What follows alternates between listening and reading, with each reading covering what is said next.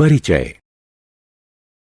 आपकी रसोई की अलमारी निश्चित रूप से सफाई के साथ कतार में खाने के डब्बों से सुसज्जित होगी, जिनमें से अधिकांश प्लास्टिक के बने होंगे। आजकल प्लास्टिक ने हमारे जीवन में इतनी प्रमुखता से स्थान बना लिया है कि हमने एल्यूमीनियम, लोहा, स्टील और कांच जैसे पदार्थों को प्लास्टिक से बदल दिया है। इसलिए आइए इस अध्याय में प्लास्टिक के बारे में और अधिक जानते हैं, जहां आप प्लास्टिक के सामान्य गुणों और अपने दैनिक जीवन में इसके महत्व के बारे में अध्ययन करेंगे।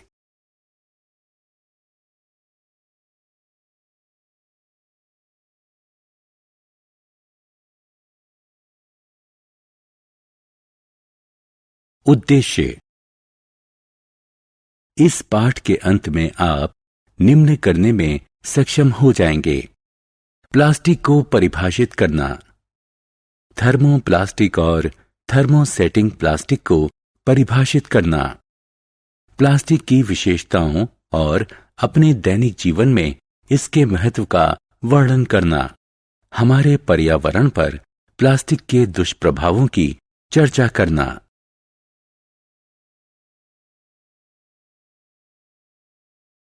प्लास्टिक क्या है? विभिन्न प्रकार के रूपों में ढल जाने, गढ़े जाने और प्रक्रिया किए जाने के गुणों के कारण इस पदार्थ का नाम प्लास्टिक रखा गया। यह रासायनिक रूप से प्राप्त किया जाता है, अधिकांशतः पेट्रोलियम और प्राकृतिक गैस के संश्लेषण द्वारा। संश्लेषित रेशे के समान प्लास्टिक भी एक बहुलक है, जो कई छोटी समान इकाइयों को मिलाकर बनाया जाता है। क्या सभी प्लास्टिक के इकाइयों की समान प्रकार की व्यवस्था होती है? नहीं, कुछ प्लास्टिक में रेखीय यानी लीनियर व्यवस्था होती है, जबकि अन्य त्रियकबद्ध यानी क्रॉस लिंक्ड होते हैं। प्लास्टिक के प्रकार। क्या आपने कभी ध्यान दिया है कि जब किसी पॉलीथीन बैग को जलाया जाता है तो क्या होता है? हाँ, यह पिघल जाता है और आप इसकी हानिकारक दुर्गंध के अलावा इसकी बूंदों को गिरते देख सकते हैं। क्या सभी प्लास्टिक जलने पर पिघल जाते हैं? आइए देखते हैं। गर्म किए जाने पर इनकी प्रतिक्रिया के आधार पर प्लास्टिक के दो प्रकार होते हैं। ये हैं थर्मोप्लास्टिक और थर्मोसेटिंग प्लास्टिक। थर्मोप्लास्टिक की घटक इकाइयों में रेखीय यानी लीनियर व्यवस्था होती है। गर्म किए जाने पर ये मोड़ने योग्य और मुलायम हो जाते हैं। अब इनको किसी दूसरे आकार में ढाला जा सकता है और फिर ठंडा किया जा सकता है।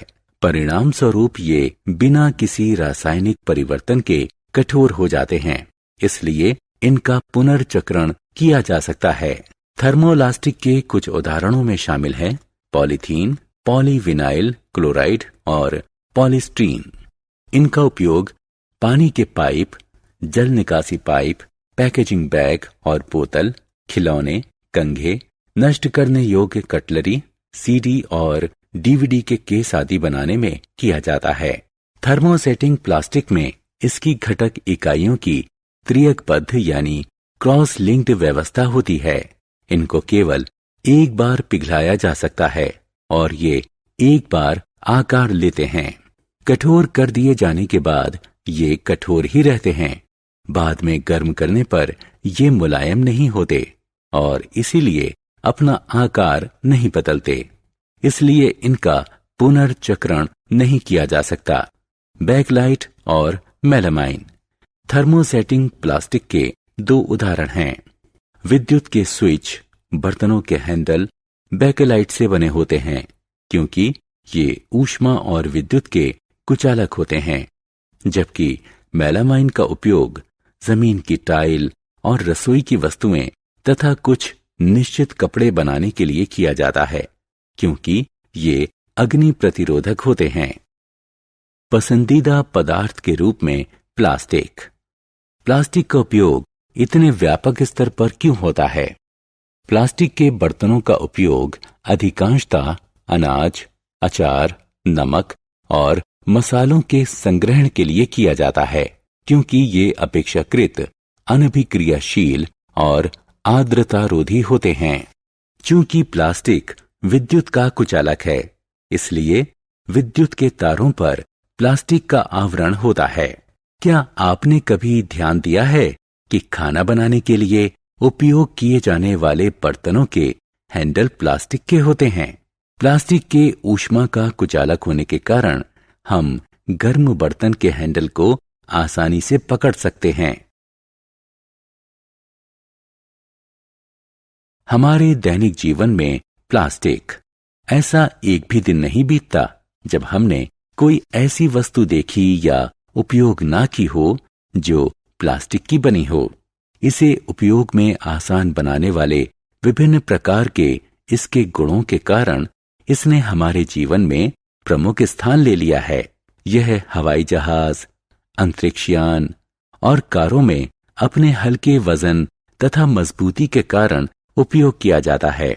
इनका उपयोग व्यापक स्तर पर गोलियों की पैकेजिंग, जख्मों की सिलाई के लिए उपयोग किए जाने वाले धागे, सिरिंज, डॉक्टर के दस्ताने और कई मेडिकल उपकरणों में किया जाता है।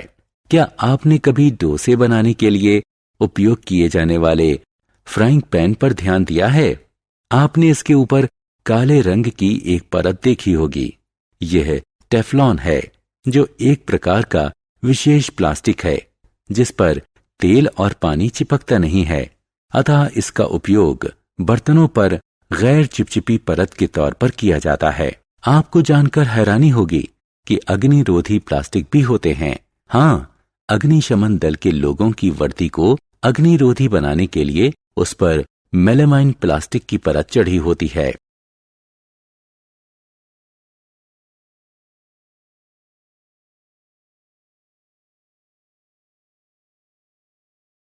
प्लास्टिक और पर्यावरण। क्या हम प्लास्टिक के बिना जीवन की कल्पना कर सकते हैं? नहीं, निश्चित रूप से हम नहीं कर सकते, क्योंकि हमारे नष्ट हो रहे प्राकृतिक संसाधन के इस समय में यह एक वैकल्पिक स्रोत है। लेकिन हमने इसके लिए क्या कीमत चुकाई है? हम जानते हैं कि संश्लेषित पदार्थ होने के कारण प्लास्टिक जैव अनिम्नीकरणीय है, क्योंकि इसे नष्ट करने वाले आवश्यक किण्वक यानी एंजाइम, विश्लेषण करने वाले यानी नष्ट करने वाले तत्व जैसे विभिन्न जीवाणु और फफूंद में मौजूद नहीं होते। अतः प्लास्टिक के ढेर को एकत्रित कर गड्ढों में जमा किया जाता है, जिससे वे वहां मिट्टी तथा आसपास के जल स्रोतों में जहरीले रसायन उत्सर्जित करते हुए सैकड़ों वर्षों तक रहेंगे।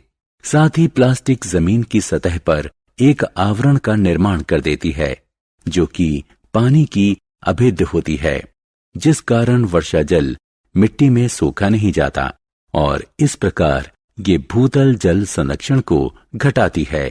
आपने कूड़े के ढेर के निकट प्लास्टिक बैग में से खाना बाहर निकालने के लिए प्रयास कर रही गाय को निश्चित रूप से देखा होगा। वे अंत में प्लास्टिक बैग भी खा जाती हैं। ये उनके श्वसन तंत्र में कंठरोध उत्पन्न कर सकती हैं या आमाशय में एक अस्तर बना सकती हैं। परिणाम स्वरूप उनकी मौत हो सकती है। प्लास्टिक को जलाने पर यह वातावरण में जहरीला धुआं छोड़ता है। प्लास्टिक से जल भराव का भी खतरा है। जब ये प्लास्टिक नालियों में भरकर उन्हें बंद कर देती है तो नालियां वर्षा काल में वर्षा के दौरान अत्यधिक भर जाती हैं, जिससे जल भराव की स्थिति बन जाती है।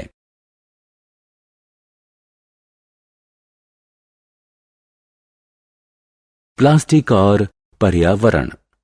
हमारे पर्यावरण को प्लास्टिक के बढ़ते ढेर से बचाने के लिए पर्यावरणीय दृष्टिकोण से जागरूक नागरिक होने के नाते ऐसे कई कदम हैं जो हम उठा सकते हैं। हम प्लास्टिक बैग को पटसन या हस्त निर्मित कागजी बैग से बदल सकते हैं। कहीं भी, विशेष रूप से सड़क पर या जल स्रोतों में फेंकने के बजाय प्लास्टिक बैग या अन्य पदार्थों को जैव अनिम्नीकरणीय के रूप में चिन्हित कूड़े के डिब्बे में फेंकें और इस प्रकार इन्हें जैव निम्नीकरणीय अपशिष्टों से अलग रखा जा सकता है। प्लास्टिक के अपशिष्टों को पुनर्चक्रण करने के लिए अपशिष्ट विक्रेता को बेचें। 4. आर की नीति का उपयोग करें, अर्थात रिड्यूस यानी घटाना, रीयूज यानी पुनः उपयोग, रिसाइकिल यानी पुनर्चक्रण और रिकवर यानी पुनः प्राप्ति।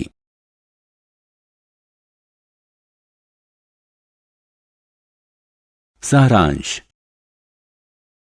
आइए हमने जो कुछ सीखा है उसे संक्षेप में दोहराएं। प्लास्टिक बहुलक होते हैं। थर्मोप्लास्टिक और थर्मोसेटिंग प्लास्टिक दो महत्वपूर्ण प्रकार के प्लास्टिक हैं।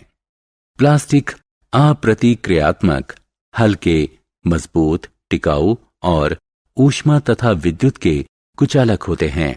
प्लास्टिक का उपयोग व्यापक स्तर पर स्वास्थ्य देखभाल उद्योग, भवन निर्माण सामग्री और पाइपलाइनों में किया जाता है। जलने पर प्लास्टिक जहरीली गैसों का उत्सर्जन करता है। प्लास्टिक अपने जैव अन्यूनीकरणीय प्रकृति के कारण नष्ट होने में सैकड़ों वर्ष लेता है। 4 आर की नीति का उपयोग करें, अर्थात रिड्यूस यानी घटाना, रीयूज यानी पुनः उपयोग, रिसाइकिल यानी पुनर्चक्रण और रिकवर यानी पुनः प्राप्ति।